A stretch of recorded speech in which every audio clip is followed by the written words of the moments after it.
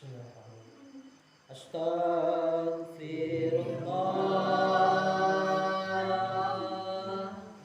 Rabbal baraya Astaghfirullah minal a'taya Astaghfirullah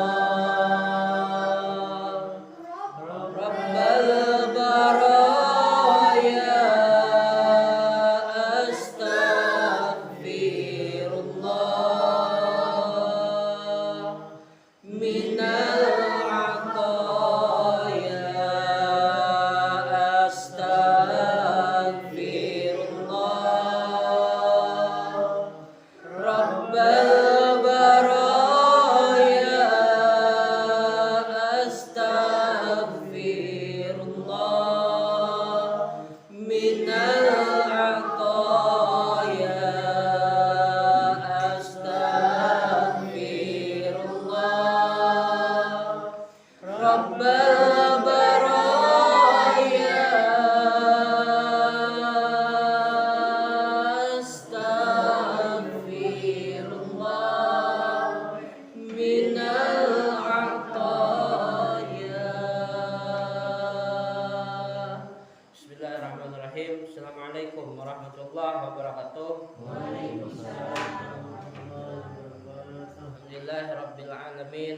Wassalatu wassalamu ala asyrafil anbiya'i wal mursalin sayyidina wa nabiyyina wa maulana Muhammadin wa ala alihi wa sahbihi wa barik wa sallim. Amma ba'd. Subhanallah bihamdihi subhanallahil azim adada khalqi wa ridha nafsihi wa ridha nafsihi wa zinata arsihi wa midada kalimatihi. Alhamdulillah, selalu dan tidak pernah bosan-bosannya yang paling utama kita mengucapkan puji syukur hanya untuk Allah yang sudah memberikan kita nikmat iman dalam kehidupan. Salawat serta salam semoga selalu dicurahkan kepada junjungan kita Nabi besar Muhammad sallallahu alaihi wa ala alihi wasallam yang tanpa perjuangan beliau, pengorbanan beliau dalam mendakwahkan agama Allah ini, maka niscaya sampai sekarang kita tidak akan bisa memeluk agama Islam dengan kecintaan kita pada agama ini. Kita selalu memohon kepada Allah, semoga Allah ridhai kehidupan kita, semua amal ibadah kita, dan semoga Allah istiqamahkan hidayah yang sudah Allah beri kepada kita. Jangan sampai Allah tarik lagi hidayah itu. Dan kita doakan kepada saudara-saudara kita yang belum mendapatkan hidayah Allah, semoga Allah berikan hidayah tersebut sebagaimana Allah dulu memberi kita hidayah di saat hati kita ini penuh dengan rongga hitam, penuh dengan kehinaan, kada mengenal agama Allah. Kalaupun mengenal, belum menjalankan syariat-syariat tuntunan daripada Allah dan Rasulnya. Seperti itulah kita menginginkan sahabat-sahabat kita mendapatkan hidayah, saudara-saudara kita mendapatkan hidayah. Malam ini mungkin agak berbeda dari malam-malam sebelumnya. Assalamualaikum warahmatullahi wabarakatuh. Alhamdulillahirabbil alamin. Wassalatu wassalamu ala asyrafil anbiya'i wal mursalin sayyidina wa nabiyyina wa maulana Muhammadin wa ala alihi wa sahbihi wa barik wa sallim. Amma ba'du. Subhanallah bihamdihi adada khalqihi wa ridha nafsihi wa zinata arsihi wa midada kalimatihi. Allahumma salli ala sayyidina Muhammadin nabiyil ummi wa ala alihi wa sahbihi wa barik wa sallim. Alhamdulillah, kita sudah melaksanakan sholat subuh berjamaah. Semoga segala kekurangan dalam sholat kita dicukupkan oleh Allah yang maha mencukupi. Segala kekurangannya Allah berikan ampunan kepada kita. Dan alhamdulillah kita masih diberi kesehatan dalam setiap hari kita. Salawat serta salam selalu kita haturkan kepada junjungan kita Nabi besar Muhammad sallallahu alaihi wasallam, yang mana kalau kada dengan jasa pengorbanan beliau mendakwahkan agama Allah ini, niscaya kita kada bakal bisa mengenal Allah, apalagi sampai menyembah Allah. Subuh ini pengajian umum kita akan membahas Quran surah Al-Ma'un, surah yang ke-107, memiliki 7 ayat. Ini adalah ayat peringatan langsung dari Allah Subhanahu wa taala kepada kita, hamba-hambanya, umatnya Sayyiduna Muhammad Rasulullah. Ujar Allah di dalam Quran surah Al-Ma'un, Bismillahirrahmanirrahim. Ara'aital ladzi yukadzibu biddin. Tahukah kamu, ujar Allah, orang-orang yang mendustakan agama. Jadi orang-orang yang mendustakan agama itu memang ada, bukan diulah-ulah, kita ulah-ulah, ada. Memang ada. Allah langsung yang berkalam dalam Al-Quran. Ara'aital ladzi yukadzibu biddin. Tahukah kamu, ujar Allah, orang-orang yang mendustakan agama. Kayak apa garang orang-orang yang mendustakan agama itu di sisi Allah? Ciri-cirinya, fadzalikal ladzi yad'ul yatim. Ciri-cirinya orang yang mendustakan agama itu adalah orang yang suka menghardik anak yatim. Kada cinta lawan anak yatim. Ketujuh, menyakiti hati anak yatim, memakan hak anak yatim. Nah, itu masuk ke dalam kategori orang yang mendustakan agama Allah.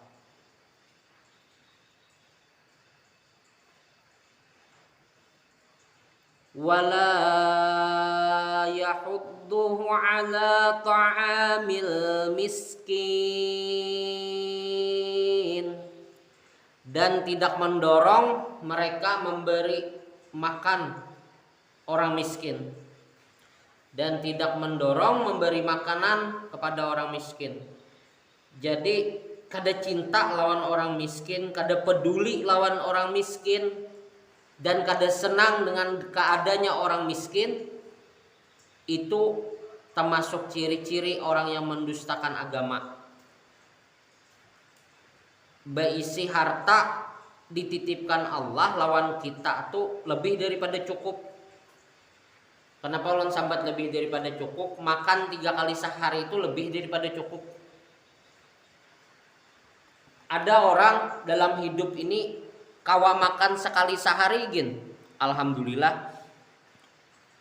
Tapi kenyataannya kita kawa makan 3 kali sehari, itu lebih daripada cukup.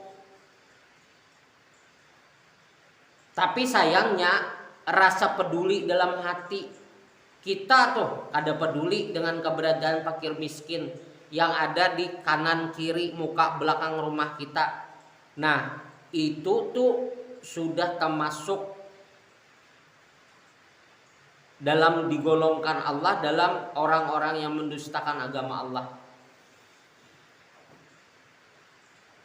Rezeki yang Allah titip itu bukan untuk kita seorangan, tapi itu adalah ada hak anak yatim di situ, ada hak fakir miskin di situ, disesuaikan dengan kemampuan kita. Kadangkala kita memberi duit, jangan sampai anak yatim fakir miskin itu kelaparan. Bantunya makan. Kita makan nyaman di rumah, iwak berganti-ganti.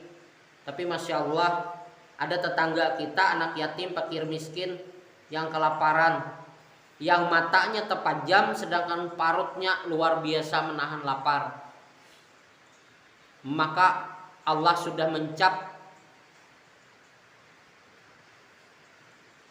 orang-orang yang kayak ini, semoga bukan dari bagian kita.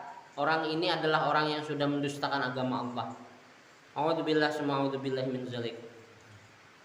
Fawailul lil musallin.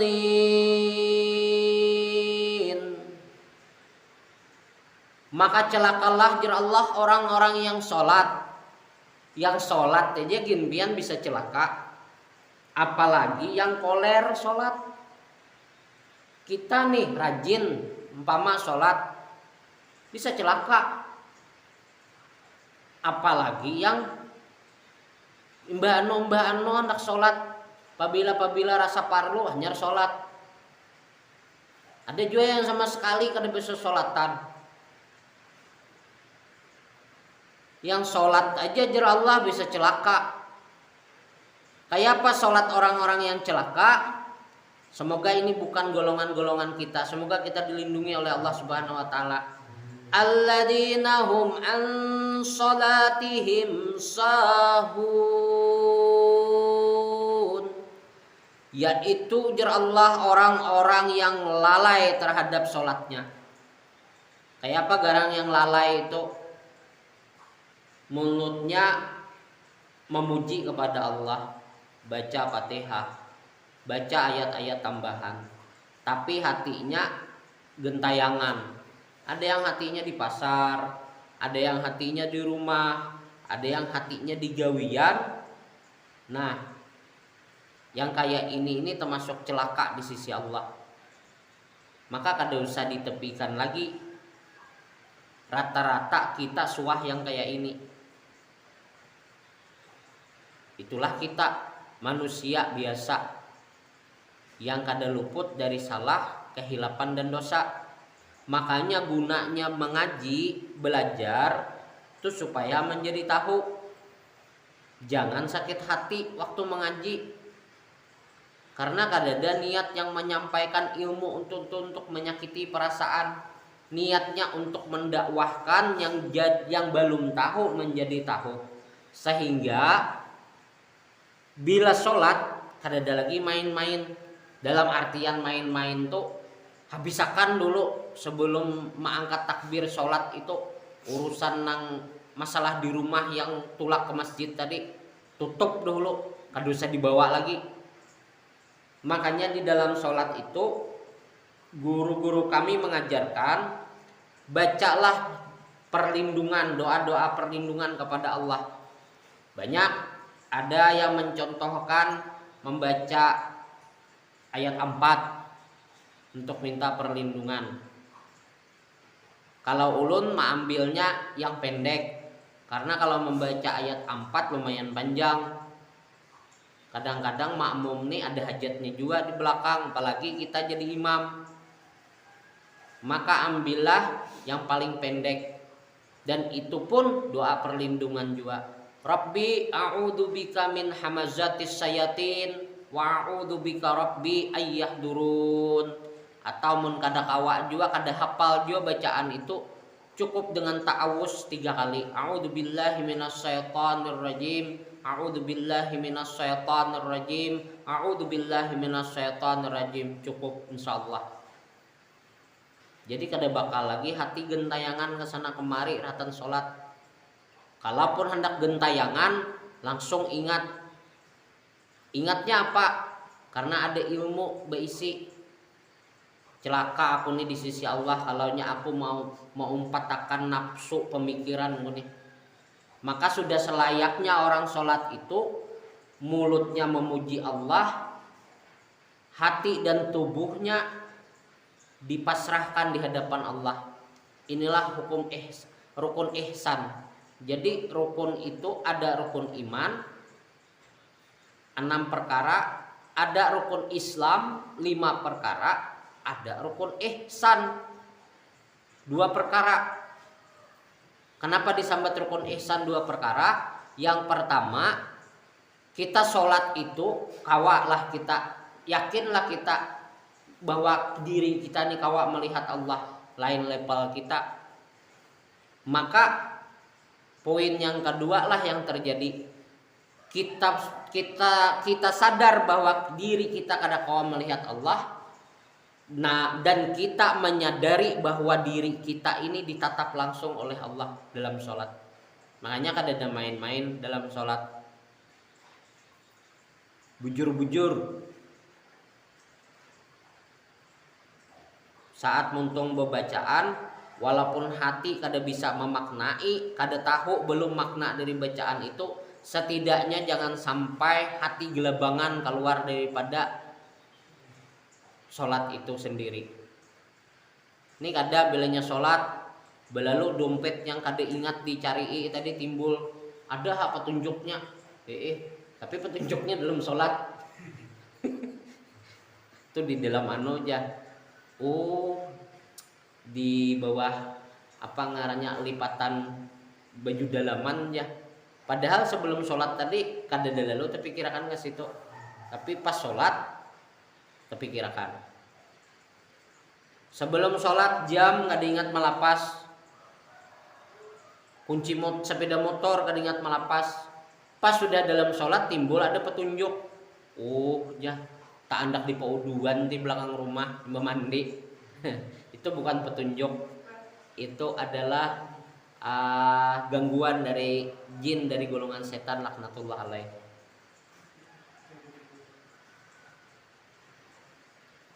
Makanya ada kalimat innas sholata tanha anil fahsyai wal munkar. Sesungguhnya ajar Allah, bila sholat buah nikam baik, maka buah nikam dapati ya, habis selesai sholat itu pasti ada perubahan dalam diri dan perilaku buah nikam. Yang rancak ulun sampaikan, sebelum sholat ketujuh menggibah orang, habis selesai sholat sudah mulai kada ketujuh lagi. Kalaupun inya bercerita tentang orang, inya bukan meniatkan untuk menggibah, tapi dalam hatinya diniatkan untuk mengambil pelajaran daripada apa yang inya bahas, supaya jangan sampai dirinya dan sahabat-sahabatnya mengumpati kesalahan orang yang berbuat salah. Yang biasanya ketujuh ria, ujub, sum'ah, sombong, selesai sholat mulai dirinya belajar tawaddu, baik itu di hadapan Allah maupun di hadapan sesama makhluk ciptaan Allah. Karena ada lagi aku yang paling harat, aku yang paling sugih, aku yang paling alim, aku yang paling mulia, dan yang paling bahayanya lagi napa? Aku yang paling bujur buah nikam luput seberataan. Nah ini yang bahaya. Makanya selesai sholat ada perubahan. Nah itu menandakan bahwasannya sholat yang inya laksanakan tuh kada merupakan celaka bagi inya, kada merupakan kelalaian bagi inya dalam sholatnya. Tapi bila inna sholata tanha anil fahsya'i wal munkar itu, tapi bila inya selesai sholat lawan sebelum sholat kada ada perubahan pada diri, apalagi tambah parah. Nah asalnya merasa diri paling baik, menjadi imbas sholat merasa diri paling alim dibanding orang yang kada sholat, dibanding orang-orang yang ada yang lain di sisinya. Nah itu menandakan bahwa sholat orang tersebut adalah sholat orang yang celaka, orang yang lalai dalam sholatnya, karena kada ada perubahan selesai daripada sholat itu, perubahan menjadi lebih baik. Kada ada segala sesuatu tuh kawa kayak merubah tangan, itu mustahil. Mustahilnya apa? Kada ada perilaku tuh yang kawa dirubah, yang kayak membalik telapak tangan tuh kada ada. Seberataan berproses. Jangankan untuk merubah perilaku, kupu ulat itu aja jadi kupu-kupu berproses. Jadi kepompong dulu, jadi ulat sutra dulu, hanyar kena timbul sayap keluar dari pertengahan awak, hanyar jadi kupu-kupu. Kayak itu juga kita manusia hendak mau merubah yang buruk, menjadi baik itu harus berproses. Kadada yang kada berprosesnya.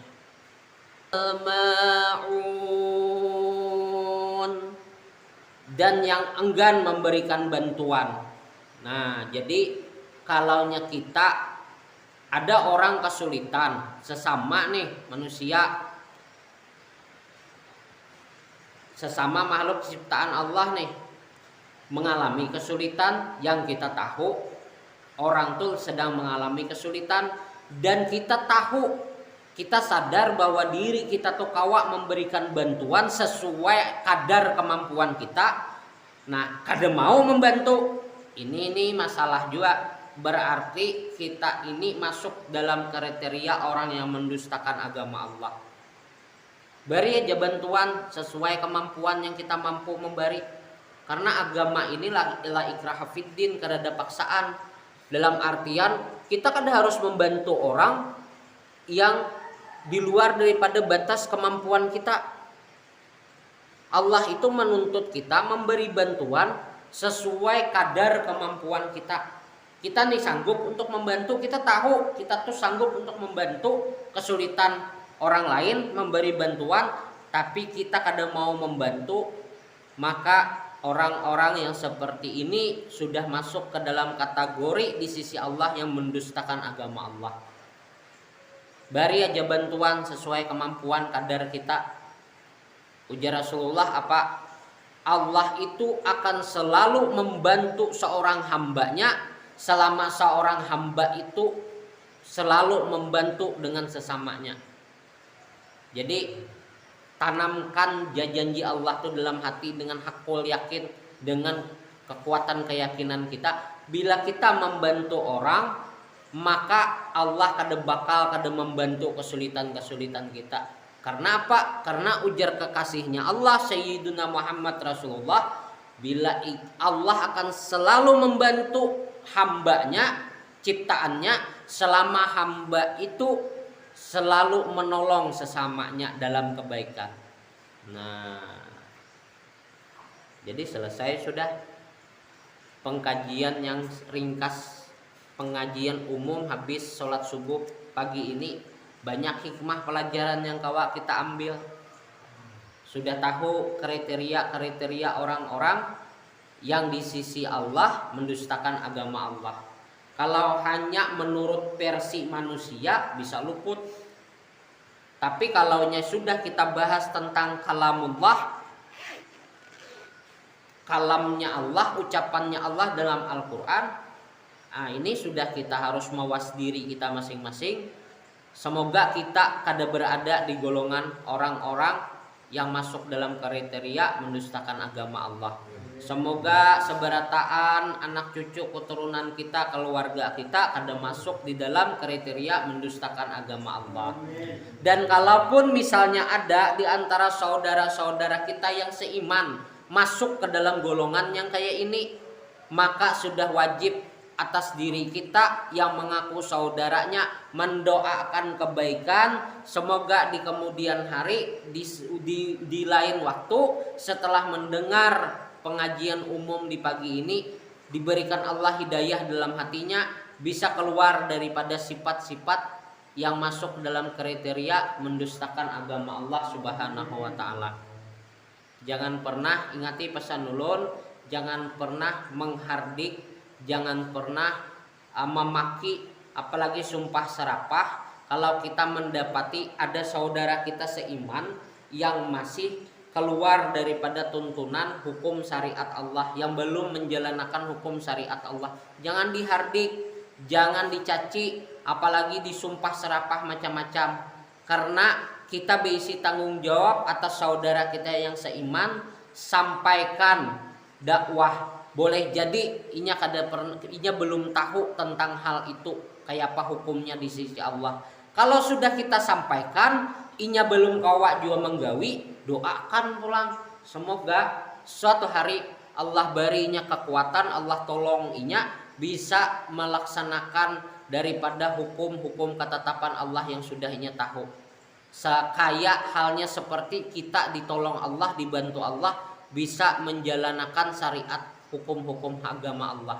Bukan berarti kita yang terdahulu ini merasa diri lebih baik, lebih alim, lebih soleh, lebih ini, lebih itu daripada saudara-saudara kita yang kayak itu. Justru kalau kita kayak itu berarti sebenarnya dua-duanya sedang mengalami sakit.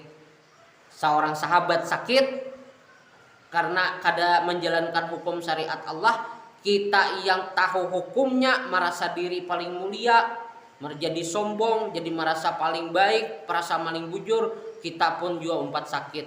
Berarti sama-sama bisi penyakit hati dalam diri. Semoga Allah selalu lindungi kita dalam kebaikan, dalam iman, dalam Islam, dalam kesenangan,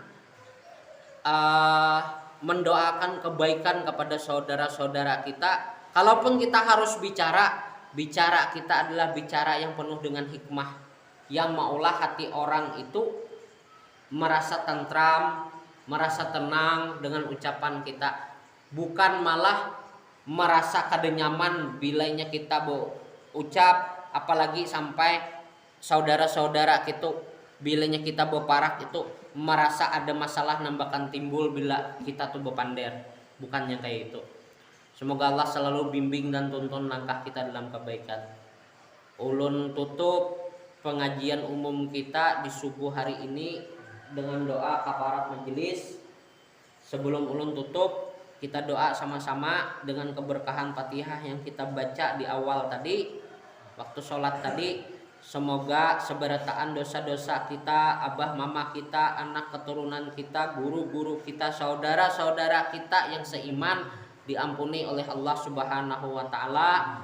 Kita yang sudah diberikan Allah hidayah, diistiqamahkan hidayah itu sampai diwafatkan Allah kita, dan kepada saudara-saudara kita yang belum Allah beri hidayah, semoga Allah buka rongga-rongga hati mereka sehingga hidayah itu bisa masuk ke dalam hati mereka, seperti halnya kita menerima hidayahnya Allah. Itu pun kita hendak dengan saudara-saudara kita, karena kita saling mencintai karena Allah, dan kita akan berpisah karena Allah juga.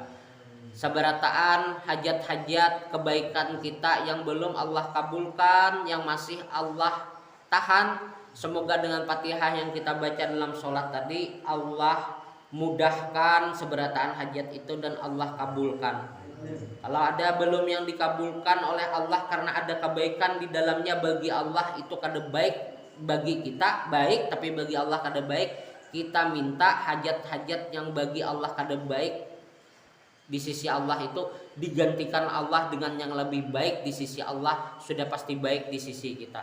Subhanakallahumma wa bihamdika asyhadu an la ilaha illa anta astaghfiruka wa atubu ilaik. Wassalamualaikum warahmatullahi wabarakatuh.